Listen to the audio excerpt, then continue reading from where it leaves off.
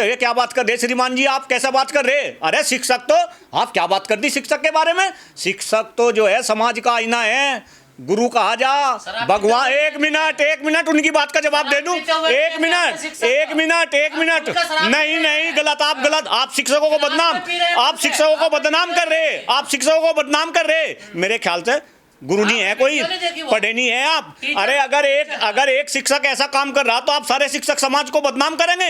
इस तरीके की वीडियो आप जो है वायरल करेंगे, अपनी टीआरपी बढ़ाने के लिए आप डॉक्टर कुलदीप मलिक से ऐसे क्वेश्चन करेंगे?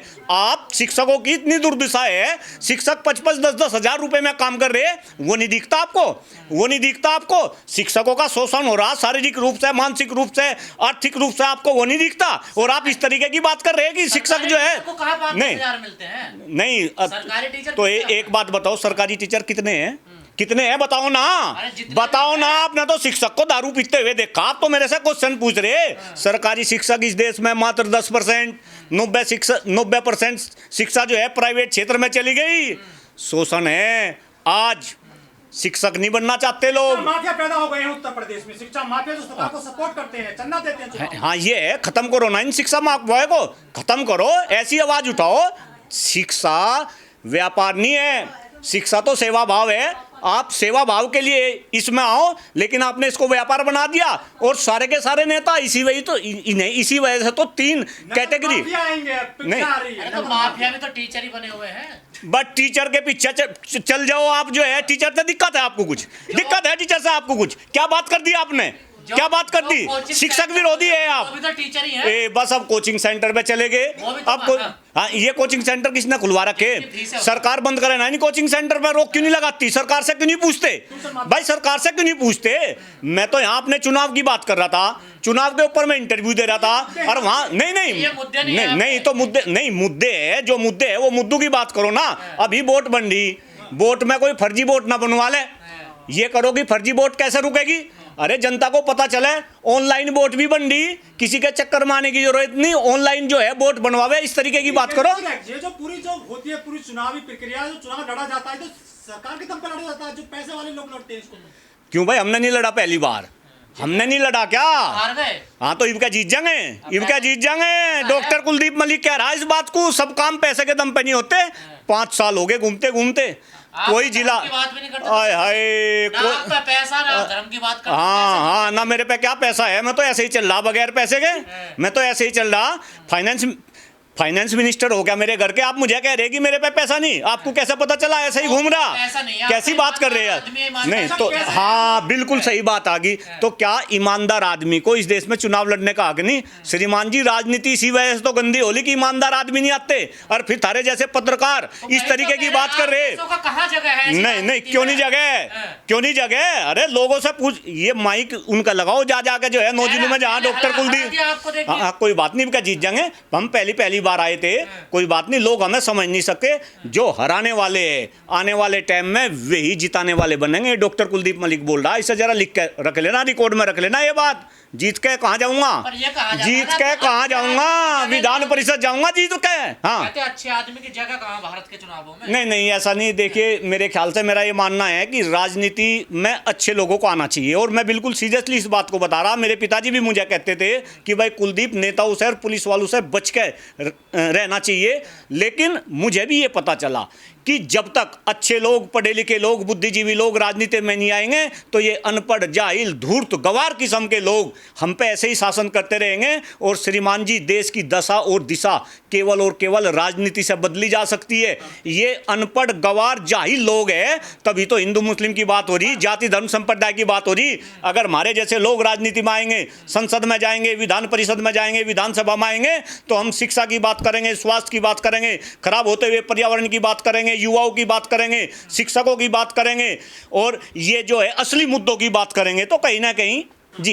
लेकिन सर, शिक्षा के लिए, रोजगार के लिए कभी आंदोलन हुए ही नहीं देश में। आप जो मुद्दा लेकर चल रहे हैं ईमानदारी से, शिक्षा मिले गरीब को, ये तो कभी इस पर वोट मिला ही नहीं। वोट मिलता है हिंदू मुस्लिम पर, या फिर जहां करोड़ों रुपए दिए जाते हैं। नहीं, बिल्कुल मैं आपकी बात से सहमत हूं कि वोट कहीं ना कहीं हिंदू मुस्लिम पे जो है मिलता है, और ये सारा का सारा माहौल सरकार ने कर रखा। कहीं ना कहीं जो हिंदुस्तान के 150 करोड़ लोग हैं, सरकार के इस माहौल को नेगलेक्ट करे, और जिस जंजाल में ये लोग फंस रहे उस जंजाल से बाहर निकले।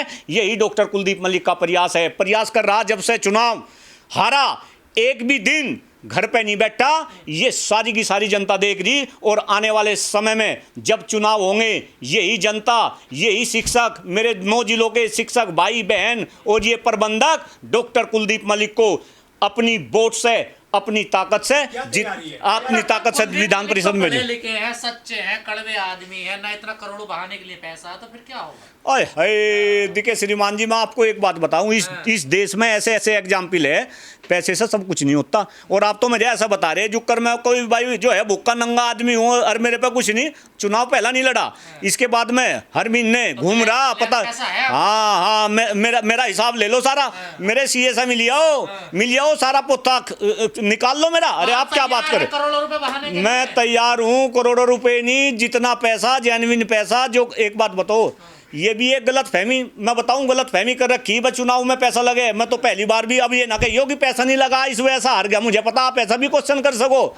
चुनाव में डॉक्टर कुलदीप मलिक 9 जिलों में घूम रहा, आज आपके चैनल के माध्यम से बता रहा, 9 जिलों में घूम रहा। अभी भी कल रात सहारनपुर से आया, ना तो कहीं होटल में रुकता, ना कहीं जो है मुर्गा खाता, ना किसी को खिलाता, ना दारू पीता, ना किसी को पिलाता। भाई खर्चा केवल और केवल गाड़ी का है, ड्राइवर का है।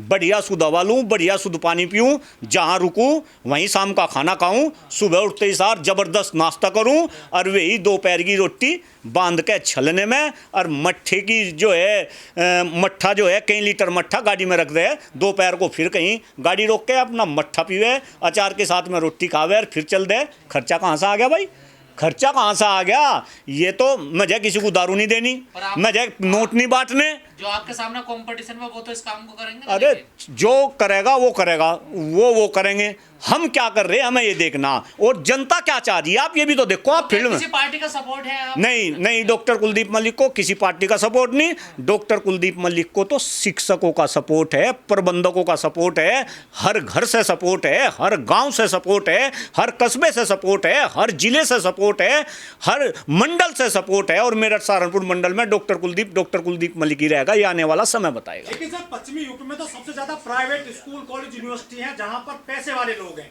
आप उनके सामने कहां टिक पाओगे? अरे यही तो टक्कर है, कहानी टिके तुम देखते रहियो।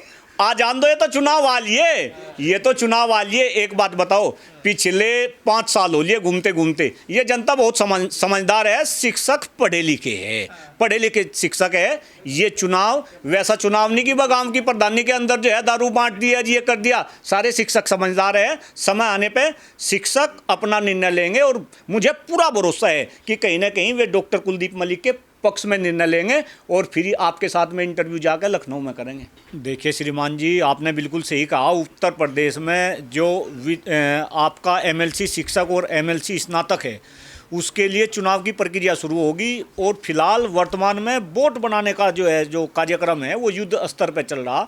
जहाँ तक आप मेरे संबंध में बात कर रहे हैं भाई, बिल्कुल इसमें कोई शक नहीं। डॉक्टर कुलदीप मलिक पहले भी चुनाव लड़ा था, और इस बार भी दमदार तरीके से जो है चुनाव लड़ा जाएगा। पूरी टीम चुनाव को लेकर ज़बरदस्त तरीके की तैयारी कर दी है, और अभी पूरा का पूरा फोकस हर शिक्षक वोटर बने, ये हमारा लक्ष्य है। हर योग्य शिक्षक बने मतदाता, क्योंकि लोकतंत्र के अंदर अगर सबसे बड़ा कोई हथियार है वो केवल और केवल वो है वोट, वो है मतदान। तो वोट सबकी बने, क्योंकि वोट बनाने में भी ये प्रक्रिया जो है, ये वोट बनाने की प्रक्रिया भी बड़ी जटिल प्रक्रिया है। उस प्रक्रिया के तहत वोट बनती है, तो हर शिक्षक अपनी वोट बनवाए, और जब मतदान हो वोट की चोट जो है वो मारे, और जो शानदार बिल्कुल जबरदस्त प्रत्याशी हो उसे जिता के विधान परिषद में भेजे। क्या क्या मुद्दे हैं आपके इस बार चुनाव में? देखिए श्रीमान जी, जहाँ तक आप मुद्दों की बात कर रहे हैं भाई, शिक्षा के अंदर तो आज हर कोई परेशान है। देखिए आपने देखा होगा, शिक्षा पे चर्चा करके एक हमारा कार्यक्रम भी चल रहा, उसमें जो है 4 पिलर है शिक्षा के, जो मैं अलग अलग जगह बता रहा। वो पिलर है, सबसे पहला और सबसे महत्वपूर्ण शिक्षक, इसके बाद प्रबंधक, इसके बाद छात्र छात्राएं, और इसमें लास्ट पिलर है इसमें अभिभावक।